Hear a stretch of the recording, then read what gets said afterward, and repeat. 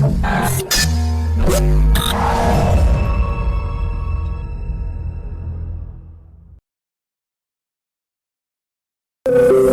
Voice வழங்கும் வாழ்க வளமுடன். உங்கள் வாழ்வு உங்கள் கையில், உங்கள் கையில்.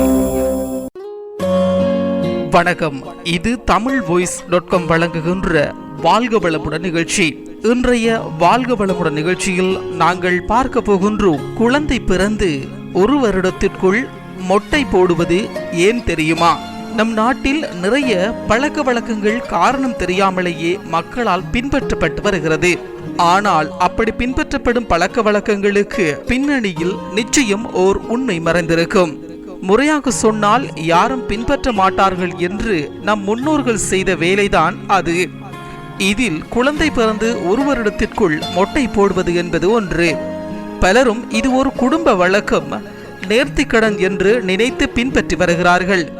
ஆனால் இதற்கு பின்னணியில் உள்ள உண்மையான காரணம் என்னென்று யாருக்காவது தெரியுமா?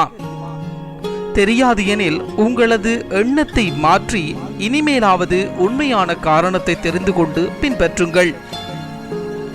கருவறையில் 10 மாதம். பிறக்கும் முன் தாயின் கருவறையில் இருக்கின்றோம். இந்த கருவறையில் என்ன சந்தனமும் பன்னீருமா நம்மை சுற்றி இருக்கும். இரத்தம் நிறைந்த சூழலில் நாம் இருப்போம். கடல் நீர். சாதாரணமாக கடல் நீரில் கைவிரல்களை 5 நிமிடம் ஊற வைத்து பின் அவற்றை நன்கு துடைத்துவிட்டு வாயில் வைத்தால் எப்படி உப்பு அப்படியே இருக்கிறது. 5 நிமிடம் ஊற வைத்த கைவிரல்களையே உப்பு இருக்கையில் 10 மாதம் இரத்தம், சிறுநீர், மலம் போன்றவை நிறைந்த சூழலில் இருந்த நம் உடலில் அவை எவ்வளவு ஊறியிருக்கும். வெளியேறும் வழி. உடலினுள் சேரும் இந்த கழிவுகள் நம்மை விட்டு எளிதில் வெளியே வந்துவிட்டாலும் நம் தலையில் சேரும் கழிவுகள் மயிர்கால்கள் வழியாகத்தான் வெளியேற முடியும். ஆனால் அதற்கான வழிகள் குறைவு. அதற்காகத்தான் குழந்தை பிறந்த சில மாதங்களுக்குள் மொட்டை போடுகின்றனர்.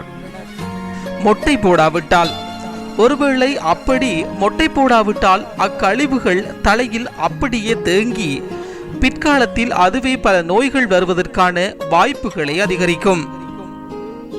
நேர்த்திக்கடன். இப்படி உண்மை காரணத்தை சொன்னால் பலரும் அலட்சியப்படுத்தி பின்பற்ற மாட்டார்கள். எனவேதான் நேர்த்திக்கடன் என்ற பெயரில் நம் முன்னோர்களால் அது பரப்பப்பட்டது. 3 வயதில் ஒரு மொட்டை. சிலர் தங்கள் குழந்தைக்கு 3 வயதில் ஒரு மொட்டையை போடுவார்கள். இதற்கு காரணம், முதல் மொட்டையின் போது சில கிருமிகள் விடப்பட்டிருந்தால் 2வது மொட்டையின் போது வெளியேறிவிடும் என்பதற்காகத்தான்.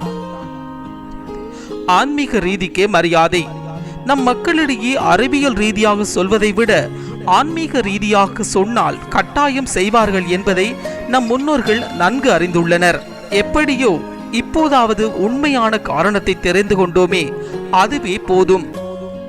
குறிப்பு: இனிமேலாவது ஒரு செயலை பின்பற்றும் முன் அதற்கான உண்மையான காரணத்தை தெரிந்து கொள்ள முயற்சித்து அந்த காரணத்தை மற்றவர்களுக்கும் சொல்லி பின்பற்ற வையுங்கள்.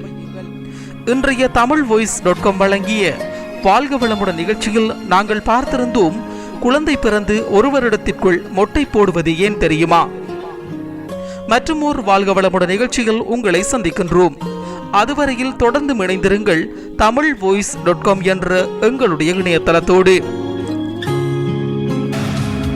எங்களுடைய நிகழ்ச்சிகள் உங்களுக்கு பிடித்திருந்தால் உடனுக்குடன் கண்டு மகிழ கீழே உள்ள சப்ஸ்கிரைப் பட்டனை அழுத்தவும். எங்களுடைய நிகழ்ச்சிகள் உங்களுக்கு மிகவும் பிடித்திருந்தால் உங்களுடைய நண்பர்களுக்கும் ஷேர் செய்யவும். நன்றி, வணக்கம்.